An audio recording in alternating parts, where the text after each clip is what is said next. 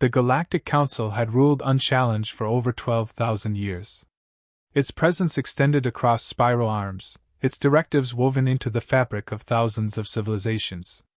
When a new species emerged, they were observed, assessed, and gently coerced into the fold. Some needed incentives. Others required subtle threats. But none had ever ignored the Council.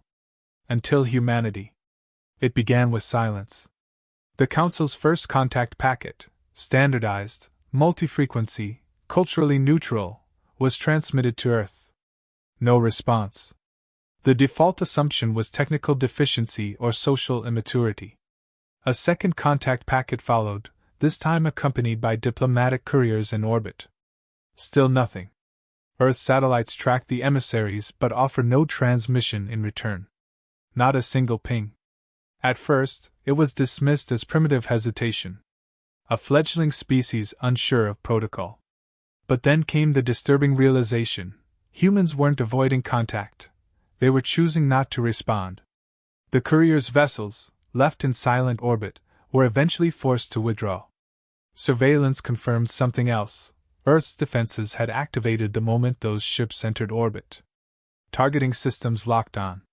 Retaliation algorithms went live. Humanity had detected everything. And yet they said nothing.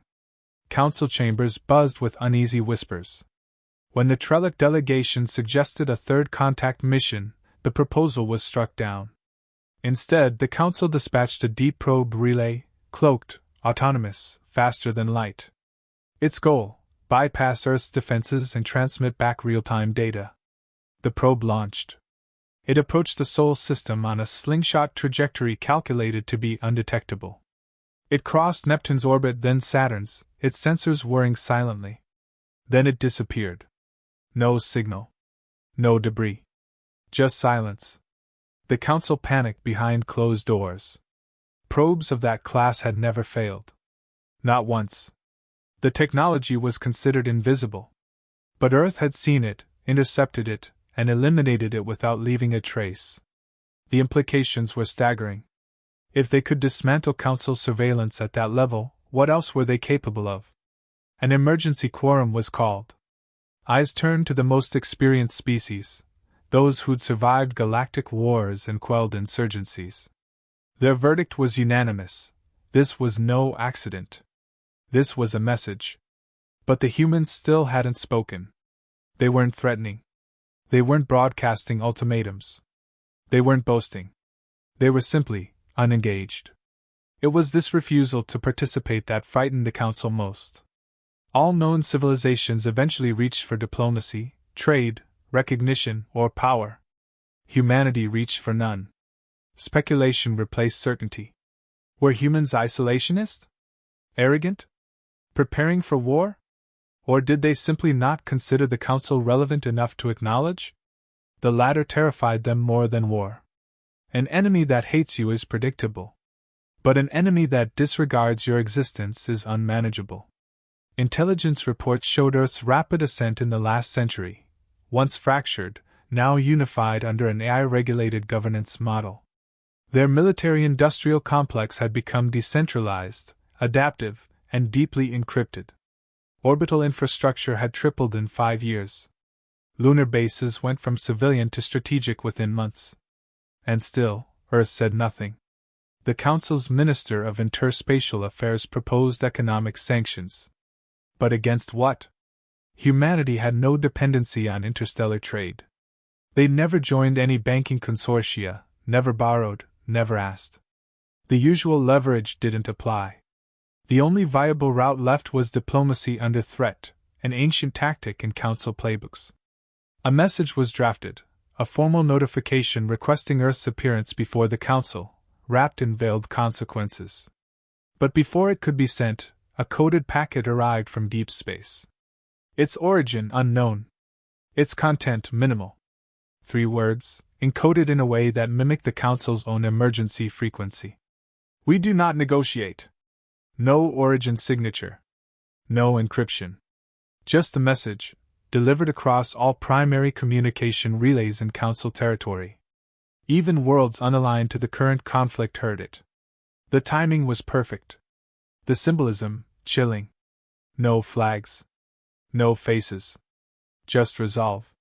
For a species to say nothing for years, then transmit that phrase in the Council's own emergency code, was not merely defiance. It was psychological warfare. A declaration that no threat would work. That no offer held value. And that the humans had watched, waited, and chosen their words precisely. The Galactic Council had always thrived on its ability to mediate power. Now, that power meant nothing. Earth had turned its back on the game entirely. Behind closed doors, ancient members whispered the unspeakable.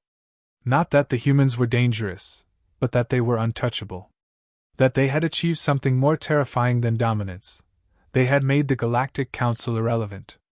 And no one knew what would come next. Voice over optimized version, F. Zaltar had studied over 53 species during his 4-century tenure as a xenopsychologist, but none had confounded the Council more than humanity. Assigned to decipher their silence, he dove into Earth's digital archives, intercepted through fragmented data packets and scavenged transmissions. What he found disturbed him. Not because it was alien, but because it was uncomfortably familiar. The humans were not chaotic by nature. They were driven by a logic foreign to the Council's sense of control. They embraced disorder when it suited them and enforced unity with ruthless efficiency when necessary. They moved in paradoxes. Their recorded history was riddled with conflicts so frequent, they had developed a cultural immunity to loss. Wars had shaped them. Genocides, civil collapse, planetary disasters, these events had not destroyed them, only refined their approach to survival. Where other species adapted through cooperation, humans adapted through resistance. They didn't avoid suffering, they anticipated it, planned for it, and rose from it stronger each time. Their digital culture provided disturbing insight into their mindset. Their most celebrated heroes were rebels. Their legends defiers of gods and empires. Not negotiators, but warriors, visionaries, and iconoclasts. Fictional narratives revolved around refusing impossible odds. They glorified sacrifice when it served a greater cause. Dying for freedom was not a tragedy in their stories, it was a victory. He reviewed their entertainment and education systems. Children were taught history not to preserve it, but to question it. They analyzed past failures, dissected leadership flaws, and glorified insurrection where morality justified it. Authority, to a human, was conditional. Respect had to be earned, never assumed. That made them volatile, but also immune to tyranny. Any power structure built upon unearned dominance would, in time, face their rebellion. Military data revealed a decentralized command model, layered with artificial intelligence support and high operational flexibility. Where council forces relied on hierarchies and protocol, human systems thrived on autonomy and improvisation. Soldiers operated with mission intent, not rigid command.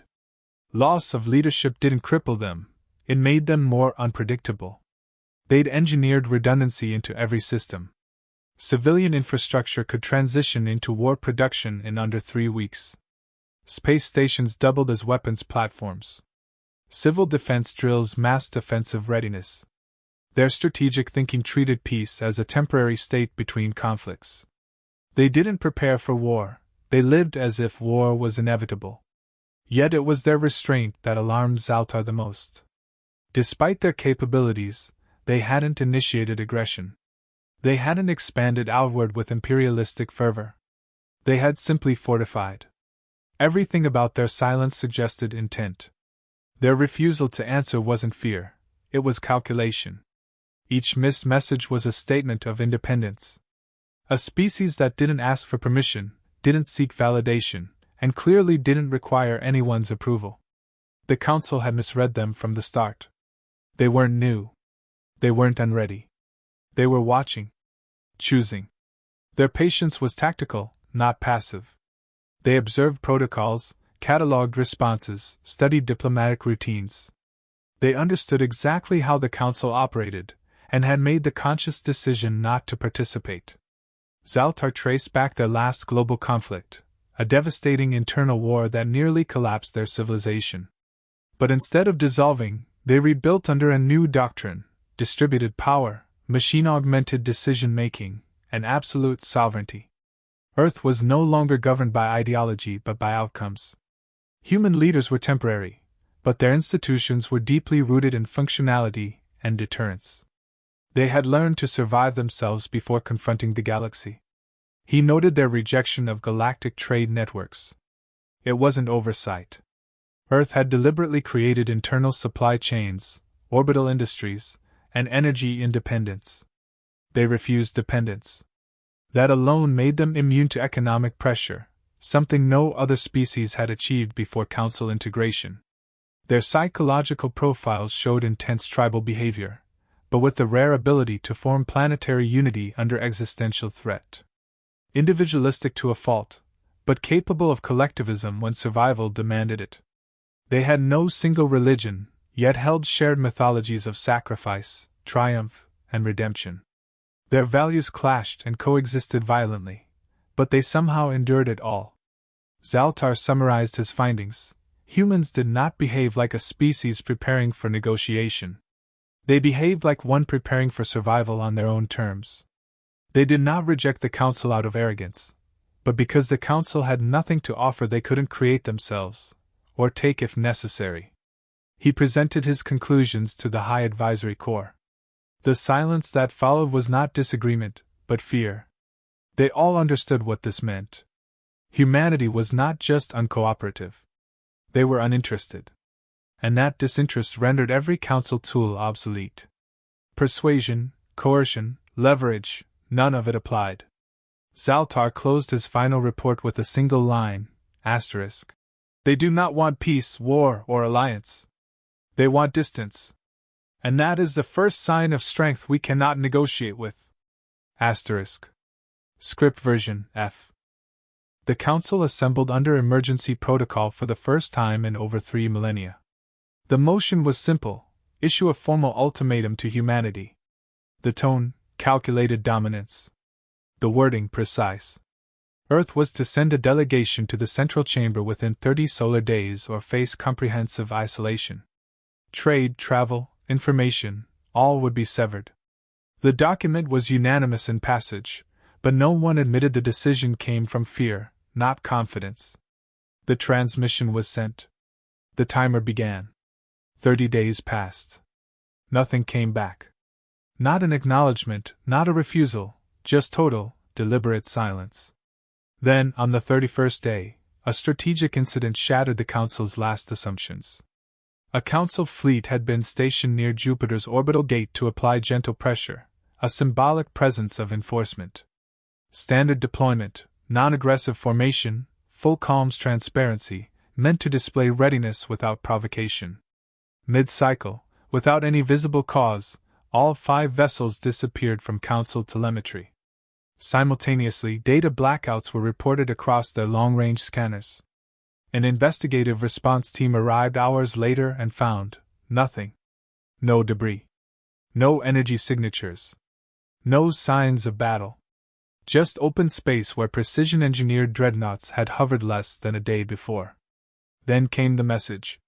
3 words identical to before. Not a different format. Not encrypted. Not hidden. Broadcast openly across the same emergency channels the Council used for galactic disaster alerts. We do not kneel. No context, no signature. The statement was not a reply. It was a verdict. Immediately after, sensor data across 3 major sectors went dark. Council communications networks began suffering delays, rerouting errors, and unexplained data anomalies. Civilian traffic across hyperspace lanes reported phantom signals, echo transmissions in human frequencies, and guidance disruptions. But no human fleet was ever detected. No weapons fired. No invasion launched. Council analysts pieced together the terrifying pattern. These were not accidents. They were tests. Controlled penetrations of communication and surveillance systems. Humanity wasn't launching a war. They were exposing how easily they could. Defense command structures panicked. Redundancy checks revealed corrupted firmware, traced to software updates previously thought secure. It was concluded that Earth-based code had been propagating silently through backdoor protocols and shared galactic firmware. Human influence was already embedded across Council infrastructure, not physically, but digitally. They had been inside the systems for years, biding time, never triggering a single anomaly until now. Several border world representatives demanded immediate retaliation. But against what? Earth remained physically untouched, its orbit calm. No ships had entered Council space. No soldiers had been seen. There were no targets, only consequences. Internal fractures deepened. Smaller Council members began opening private communication lines to Earth, offering neutrality or tentative goodwill. They received no answer. Still, they withdrew from Council military operations, unwilling to be caught in what now resembled a collapse, not a conflict. Attempts to trace the origin of Earth's message networks failed. Every human signal rerouted through labyrinthine encryption webs that repelled Council AI decryption in real time. When brute force AI attempts were launched, systems crashed. Attempts to isolate human architecture caused feedback loops in local nodes, forcing temporary system shutdowns. Humanity wasn't attacking, they were controlling visibility. In desperation, the Council initiated a secure session with its highest threat assessment division. Their briefing concluded with a simple but devastating summary. Humanity had the capability to dismantle Council communication, disorient strategic forces, and blind surveillance networks, without deploying a single fleet. The real war had already started, and only one side had been fighting. Earth's refusal to speak was not posturing. It was clarity. They understood the game. They had dissected the board. And they had no interest in playing by its rules. The ultimatum had not failed. It had simply been irrelevant. A few radical voices still pushed for military mobilization. But commanders hesitated. After the Jupiter incident, they could no longer guarantee security. The fleet had vanished without resistance. Facing Earth directly risked exposure to weapons and tactics not yet understood. Worse, it risked a response that wouldn't come as a battle, but as erasure. Council leadership shifted posture from confrontation to crisis containment. Messaging was revised. The term, ultimatum, was quietly retired. Official statements began using words like ongoing dialogue, unresolved contact protocols, and mutual timeline discrepancies. But the galaxy had already seen the truth. The once unshakable Council had blinked. Humanity had not. And the worst part was this: Earth still hadn't made a single demand. No territory claimed. No tribute asked. No threats broadcast. They offered no terms because they recognized no adversary. They were not seeking victory. They were enforcing distance. The Council wasn't facing a negotiation breakdown. It was facing something older and colder. Indifference. Summary for narration pacing, F. The Council launched its full fleet toward the Sol system, over 800 warships stretching across 5 battle groups. Every vessel was equipped with the latest defense algorithms, directed by the highest-ranking strategists in known space. This was not a show of force, it was a commitment to decisive suppression. A line had been crossed, and the Council would reassert control. But humanity did not wait for the fleet to arrive. Before the Council ships reached Pluto's outer orbit, half their long-range sensors went dark. Not jammed, deactivated internally. Diagnostic reports flagged no mechanical failure. Embedded AI assistants had been rewritten, their loyalty protocols overwritten by dormant scripts injected years earlier. Council systems had unknowingly installed human-coded updates while docked at shared maintenance platforms. It had never been malware. It had been infrastructure. One by one, targeting systems froze. Communication scrambled. Chain of command protocols looped endlessly. What appeared to be a cyber attack was actually a full takeover protocol. The Council's finest ships were now blind, deaf, and mute, stripped of autonomy before even seeing Earth. Then came the second wave. Humanity's fleet entered Council detection range. But there were no heat signatures. No organic life. No command bridges.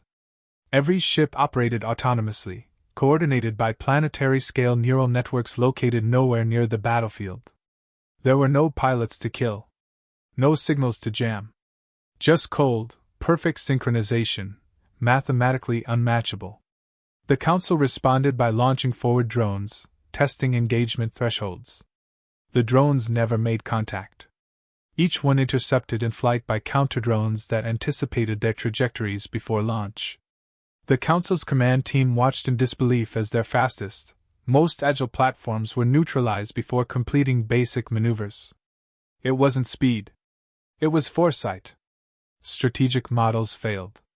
Battle simulations scrambled mid-cycle, unable to generate viable responses. Human AI combat systems had learned from centuries of Earth's internal chaos. They weren't designed to overpower, they were designed to end confrontations before they started. No direct confrontation occurred. Instead, human vessels bypassed the fleet entirely and began disabling auxiliary satellites, long-range jump gates, and forward command stations throughout Council territory. They didn't destroy infrastructure, they isolated it. Surgical, non-destructive disruption. In less than 40 hours, 70% of Council navigational assets had been rendered inaccessible. Then the messages started. Not propaganda. Not ultimatums. Just footage, brief, time-stamped clips showing Council generals entering private chambers, having confidential discussions, browsing encrypted terminals. All perfectly clear. Earth had been watching, documenting, waiting. The implication was simple: no secrets existed. Not anymore. By day 3, internal communication among Council officers fell to whispers. Strategic meetings were relocated to secure chambers, only to find those compromised too. No weapon had been fired. Yet panic set in deeper than any siege ever had. Trust inside the Council fractured. And still, Earth made no demands. No request for territory. No voice calling for surrender. Not even a name behind the actions. Just a steady, unbroken silence paired with undeniable control. When the Council tried to pivot by initiating civilian outreach, offering humanity cultural and trade partnerships through third parties, those channels collapsed. Every organization, every network attempting indirect contact through proxies was quietly shut down, without violence, without notice. Earth refused any backdoor route, even when offered privilege. Every attempt at diplomacy crumbled before starting. In one last act of desperation, Council intelligence authorized clandestine insertion teams. They vanished. No records. No alerts. Not even failure logs. Entire squads went dark the moment they entered human-patrolled sectors. It wasn't war. It was disappearance. Council morale evaporated. Entire species began withdrawing from shared defense pacts, citing existential insecurity. Not fear of attack, but fear of erasure. Earth had changed the definition of warfare, no longer about territory or death counts, but about relevance. The Council, once unquestioned, now appeared outdated. In the final security brief, Council leadership acknowledged the unspoken truth: humanity had the power to obliterate, but chose not to. Their restraint wasn't mercy. It was certainty. Certainty that fear alone was enough. Certainty that silence carried more weight than threats. Certainty that they didn't need to fight a war to win it. They hadn't come to conquer. They hadn't responded to provocation with retaliation. Instead, they disabled the foundation of their opponent's reality. No bloodshed. No conquest. Just absence. Earth's final message repeated only one phrase, identical to before, unchanged in tone or timing: we do not kneel. Trailer-style script edit, F. The collapse didn't happen in explosions or flames, it unfolded in silence. One by one, Council worlds withdrew from their obligations. Trade routes slowed. Intelligence sharing ceased. Border patrols stopped reporting. The illusion of unity cracked beneath the weight of unspoken fear. No battle had been lost, no capital razed, yet everyone understood the war was over. Not by treaty, but by irrelevance. The enemy had never marched, they had simply made the structure obsolete. Refugees didn't flee burning planets. They fled the vacuum left behind. Species that once relied on the Council for protection began seeking alternate paths. Not military aid. Not political asylum. They sought a buffer, space between themselves and a force they could not understand or predict. A force that had dismantled galactic equilibrium without conquest, without occupation, and without loss. Some approached Earth discreetly. Not with demands or propositions, but with questions. How do we avoid your attention? What will it take to remain ignored? There was no reply. Earth didn't punish curiosity. It simply didn't acknowledge it. And that silence forced every race to look inward, rethinking centuries of foreign policy in the absence of a dominant framework. The Council attempted reconstruction. Committees formed. Emergency elections were held. Leaders made speeches. But none of it mattered. Not because the people doubted the words, but because the words meant nothing without the former structure to enforce them. They had watched the most powerful institution in the galaxy rendered irrelevant without resistance. What faith remained? Earth's presence wasn't marked by fleets or occupation. It was marked by absence. A deliberate void of intention. They didn't fill the power vacuum, they refused to step into it at all. That refusal itself became a kind of authority. One founded not in control, but in disinterest. The message had been received, not just by the Council, but by the galaxy. Humanity would not lead, would not negotiate, and would not obey. Out of that vacuum, something new began to form. Independent networks emerged. Isolated systems, once micromanaged by Council law, formed alliances based on mutual protection, not hierarchy. Species that had never spoken directly before now traded quietly. Not out of trust, but out of shared uncertainty. Earth had taught them that the only protection was self-sufficiency, and the only safety came from not being noticed. Within these new circles, a term took root, the quiet doctrine. It was not a policy, but a philosophy. Remain neutral. Stay sovereign. Do not provoke. Do not ask. Do not offer. Let Earth be. It spread quickly, not as law, but as cultural instinct. Even those with no direct contact with humanity followed it. Fear didn't enforce it, reverence did. Former Council scholars debated the origin of this transformation. Some argued humanity's strength came from strategy, others from technology, but a growing number believed it was either. They argued that Earth had learned something the rest of the galaxy had not, to say no. No to control, to compromise, to scripted diplomacy. And that refusal, that rejection of the expected path, had rewritten every established equation of power. In exile, Zaltar reviewed the sequence of events. Every move Earth had made had been deliberate, measured, surgical. He noted that their greatest strength had not been weapons, or stealth, or disruption. It had been discipline. The refusal to indulge in conquest when victory was within reach. That restraint, unfamiliar, incomprehensible to power-hungry systems, was the purest expression of dominance. Earth's final transmission, sent months after their last engagement, arrived across every major channel simultaneously. A simple visual, a map of the galaxy, overlaid with quiet pulsating nodes. No symbols. No declarations. Just a pattern. Viewers quickly realized what it meant. The highlighted points were all worlds with previous contact, interference, or alignment with Earth. But there was no threat in the signal. No message of dominance. Just data. The reminder, * we know where you are. And we choose to remain distant, *. There were no negotiations. No peace accord. No closure. Humanity did not rise to rule.